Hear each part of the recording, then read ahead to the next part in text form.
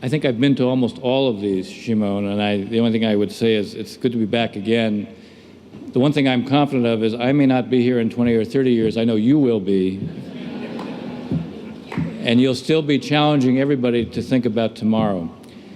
I want to frame my comments drawing from last night's discussion and what we've just heard as well in the following fashion. I think one of the reasons we talk about an awakening in this part of the world is because obviously something profound is happening. The way I would frame it is in the following fashion. I think for the first time we're seeing in the Middle East a dichotomy. We're seeing people in this part of the world see themselves as citizens and not as subjects. Now, as citizens, they have a right to make demands. As subjects, they have a right only to give in to demands. As citizens, they have a right to have a voice. As subjects, their responsibility is to listen to the voice of the regime. As citizens, they have a right to dream, to hope, to have expectations. As subjects, it is the regime that defines the limits and the space for them. And as citizens, they have the ability to hold their governments accountable. As subjects, they're the ones who are always held to account. Now, it should come as no surprise that when you see people beginning to act as citizens, with that as their point of departure, that what you see is upheaval, and that's what we're seeing. We need to look at what's happening in the region from a very long perspective. One of the limitations that we see right now is people who see themselves as citizens have to have the institutions available to act as citizens and to create accountability. That doesn't exist right now, and it's going to unfold, if at all, only over a very long period of time. Now, we shouldn't be surprised that in the beginning of what is a struggle, of what is going to take a long period of time, it should come as no surprise that it's the Islamists who have all the advantages.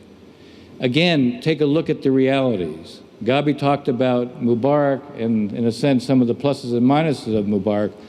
Mubarak created a reality where it was him or the Islamists. He did not want an alternative that might look more reasonable. He certainly didn't allow those who were secular and moderate or liberal to organize, to create an identity, to have a voice, because they might become too attractive as an alternative. He wanted the choice to be a binary choice, him or the Islamists. And in a sense, that's what's been produced. It shouldn't be a surprise, as I said. Think about it. Mubarak, in a sense, had no fundamental legitimacy to rule. There was no basic idea that justified it. The one place he couldn't take on was the mosque. So the mosque was the one place where there was free speech. People could stand up, they didn't submit. The mosque was the one place where you could organize. The mosque was the one place where, in effect, you could begin to provide at least some sense of social service. So who provided food distribution centers? Who provided clinics? When there was an earthquake in Cairo, who was out providing food and distribution, providing food and blankets? It was the Islamists, it wasn't the regime. They reached out to all segments of society, but particularly the lowest segments and the most impoverished parts of the society. Not surprisingly, they developed an identity, they were seen as effective, they had credibility, they embodied social justice. No surprise that they should be the ones who should emerge initially. Those who didn't have a chance to organize, those who didn't have a connection to the lower classes, those who couldn't create an identity, those, in a sense, all of whom fell under a broad secular rubric, they're not in a position to compete very effectively in the early going. So it should be no surprise, again, as I said, that the Islamists are the ones who emerge in the beginning. But this is the beginning of a story. This is a story that may well have 20 chapters, and we're seeing the preamble written. How it's going to unfold is going to depend upon a lot of different factors. We take a look at Egypt today. We are probably going to have a Muslim Brotherhood president. The relationship between that president and the military is going to be defined. How it's going to be defined isn't clear at this point. But again, think about it. Maybe the Muslim Brotherhood will begin to try to shape a future by basing everything on identity politics. Maybe they'll try to shape a future by trying to somehow build a narrative of blame, where what they can't achieve, it's because of the United States or it's because of Israel. But the more they build that narrative on blame, the less they will be able to deliver anything. If we are, in fact, dealing with a new world where people see themselves as citizens, they're going to have, as I said, expectations. We have an interest in building the imagery of accountability. We have an interest in making it clear to the Muslim Brotherhood if they're going to respond in a way that is other than only blame, but they're going to try to build something, if they're going to have to try to deliver something because they think their own public has a set of expectations, then it's important that they understand they're going to need help from the outside, which I think they do understand, which is why they send delegations abroad on a kind of charm offensive. If they want help from the outside, they have to play by the rules. Rule number one is you respect your international obligations, including your peace treaty with Israel. And that means, by the way, you don't get to say, well, we respect the peace treaty, but we'll have a referendum. That's rejecting it. That means, by the way, you don't somehow think that the Sinai can remain a no man's land and there can be acts of tear out of the Sinai into Israel and you bear no responsibility. If you want to, in fact, get help from the outside, you play by the rules. One rule, as I said, relates to Israel. Another rule is you respect minority rights. Another rule is you should respect the rights of at least half your population, women. You should respect the rights of creating political space for competition so there are repeatable elections. If the Muslim Brotherhood wants to deliver, they need to play by the rules, and that does create a certain possibility to affect their behavior. But this is going to be a process that's going to be marked by ups and downs. It's not going to be linear. You'll see some movement forward. We're going to see some movement back. Where does Israel fit in this? Well, Israel needs to create its own red lines, that's for sure. Israel, on the most part, probably isn't going to want to be part of the story. But this struggle that's going to characterize not just Egypt, but the region more generally, is going to be a struggle that goes on for time. And what Israel does want, I think, is to be seen, to the extent that it is not being associated with a cause of injustice. And that relates to the whole question of the Palestinians. It is interesting in a conference of this sort, when we look at the strategic realities, it's very easy and it's understandable, in fact, it's natural to be focusing on everything but the peace issue. We focus on the question of the upheaval in the Arab world and the challenge that presents for Israel. We focus understandably on Iran. How can you not? Here is a country that, as it pursues a nuclear weapons capability, presents an existential threat to Israel. What Gabi said is exactly right. The objective as it relates to Iran has to be prevention. Prevention of Iran achieving a nuclear weapons capability. Now, the best way to achieve that is through diplomacy. Whether diplomacy can succeed, however, depends not just on increasing economic pressure. It depends very much on the Iranians believing that we don't fear, the 5+1, the permanent 5 members of the Security Council plus Germany, we don't fear the failure of diplomacy. Our objective of prevention is what's driving us. We want to achieve this through peaceful means, but if diplomacy fails, the one that pays the biggest price for that is going to be Iran. Iran has to come to believe, if we want diplomacy to succeed, that not only is it going to face economic pressure, but that the failure of diplomacy means that force will be used against it. But when I say that, let's be clear of one thing. There is no military answer to the Iranian nuclear program. Iran has the know-how and the engineering capability that even if military force is used, it can set back that program, but it can't end it. So the context in which force is used means a great deal. If force is used, you're going to have to, in the aftermath of force being used, you're still going to have Iran be isolated. It's still going to have to be subjected to sanctions, and that means if force is used, the imagery internationally is going to have to be that Iran brought this on itself. For those who talk about the use of force, they have an obligation. Not only think about what happens when you use force, but to think about the aftermath. It isn't just the immediate aftermath, it's what is the diplomatic context going to be? What is the strategy that you're going to employ in the aftermath if force is used? The more it becomes clear that all this is tied together, the greater the possibility that diplomacy itself can succeed. I think a lot about that. We all should. I think a lot about what's going on in Syria. You know, there are many who, for understandable reasons, are very worried about what happens if you intervene in Syria. That violence will increase, the civil war will get worse, the central institutions of the state will break down. All those are legitimate fears. The problem, however, is the longer the current process as we see it unfolds, it isn't just the death and destruction within Syria and the unthinkable actions that are taking place against the Syrian public. It is that all those fears about a breakdown of Syria and the potential of it becoming a failed state All of that's going to materialize anyway if we stay on the path that we're on. There needs to be a way to accelerate the departure of Assad. It needs not only to focus on moving the Russians, it also needs to think about the possibility of creating things like safe havens as well. I think about that also. But I also think about the issue of peace. We need to deal with all of these other strategic questions because they're not going to go away. But as we deal with them, we also have to bear in mind the Israeli-Palestinian issue is also not going to go away. I said before that it's in Israel's interest not to be associated with the cause of injustice in a time of such enormous change taking place within the broader Middle East. Prime Minister Netanyahu, in a very important speech that he made, at least very important in my mind, the week before last, made it very clear Israel does not want to rule Palestinians. He also made it very clear that it's in Israel's strategic interest to reach peace with the Palestinians, meaning this is not a favor that is done to the Palestinians. This is something that Israel needs. Finally, he said something that I regard as being quite significant as well, and that is that Israel cannot become a binational state. That has fundamental implications. It says very clearly that there is a demographic trend. There may be some who want to wish it away, but you can't wish it away. It is there. It is a fact. So you have to deal with it. Now the question is, what can be done about peace today? Historically, when I've looked at this issue and been involved in this issue, the one thing that has always stood out is, what is the context? Does the context lend itself to making a great breakthrough? And I would say the answer to that, unfortunately, today is no. The reason I say that is because there is such fundamental disbelief on each side. Israelis don't believe that Palestinians are really committed to a two-state outcome.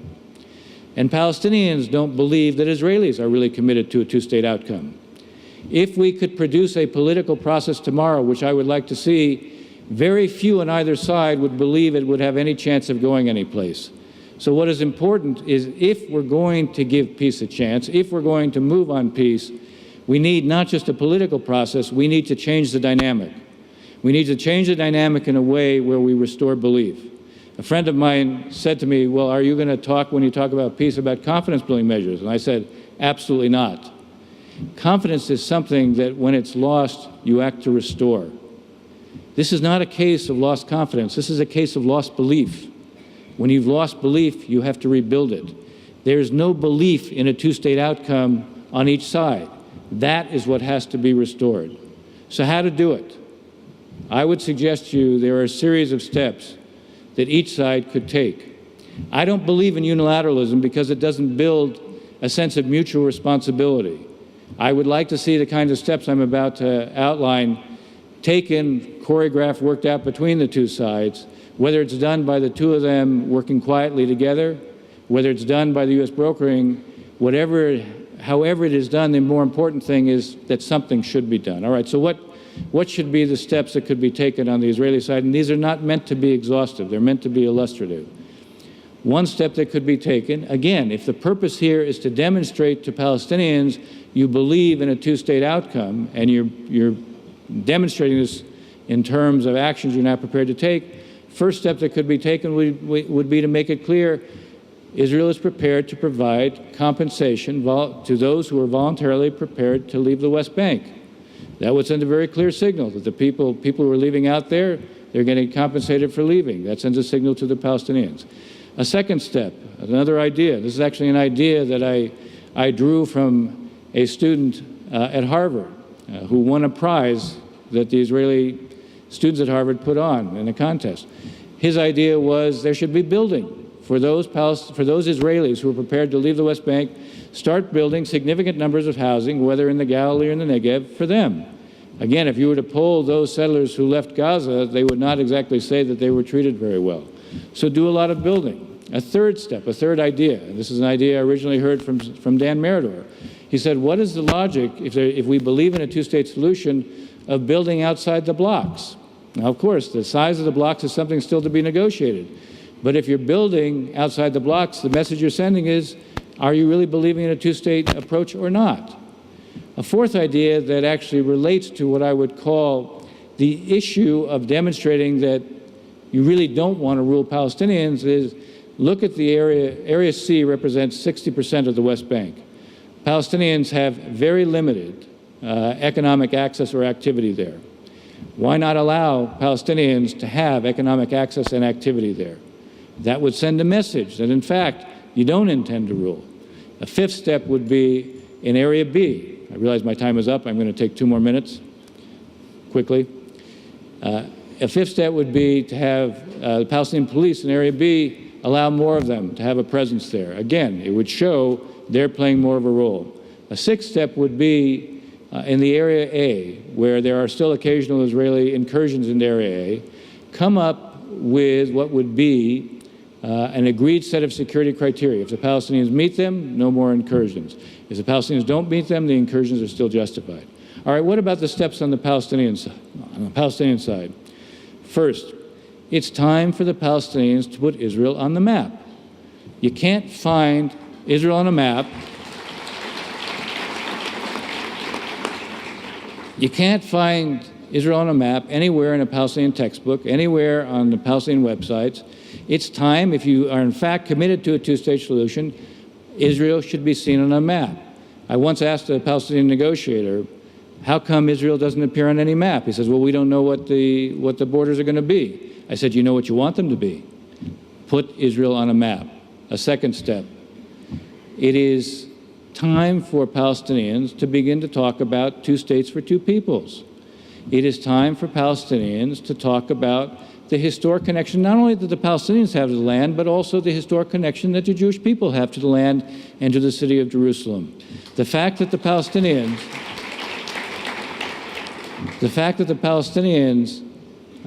talk about the rights or historic connections and attachments that the Israelis have doesn't do anything to derogate from the rights that the Palestinians have. A third step that the Palestinians could take. It's time to end incitement. And I don't mean by creating an anti-incitement committee, which I helped to draft in the Wye River Memorandum. I mean it's time to stop saying that those who kill Israelis are martyrs. Stop celebrating those who kill Israelis as being martyrs, and that sends an unmistakable message. A fourth step. It's time to begin not just to build a culture of peace, it's time to start talking about, even though I know the concept of compromise runs deeply against the grain, I know for Palestinians there is a sense of being a victim. But the fact is, it's time to begin to say it isn't only the Israelis who will have to make hard decisions. Yes, Israel will have to make hard decisions. It's time for Palestinian leaders to prepare their public for the fact that both sides have to make hard decisions. A fifth step is, a few years ago, Abu Mazen talked about the fact that no Palestinians have to live in terrible conditions. And he was talking about why there was value in beginning to build housing within the refugee camps. It wasn't done. It should be done. It's a logical thing to do. Palestinians shouldn't have to live in terrible conditions. If you go ahead and you begin to build in the refugee camps, that sends its own signal. It sends a signal to Israelis.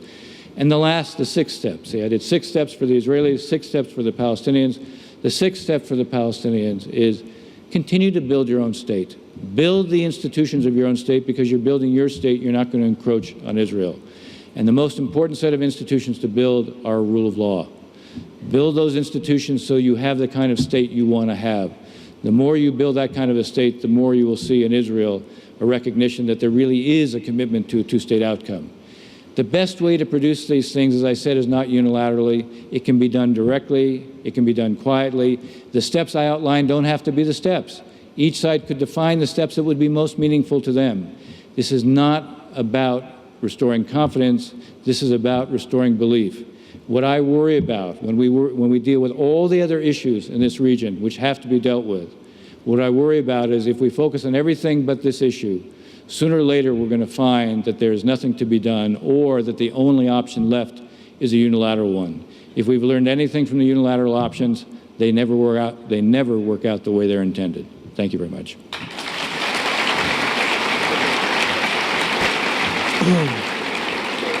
Thank you very much, Mr. Ross. It seems like you have a new idea of intellectual roadmap for Israelis and Palestinians.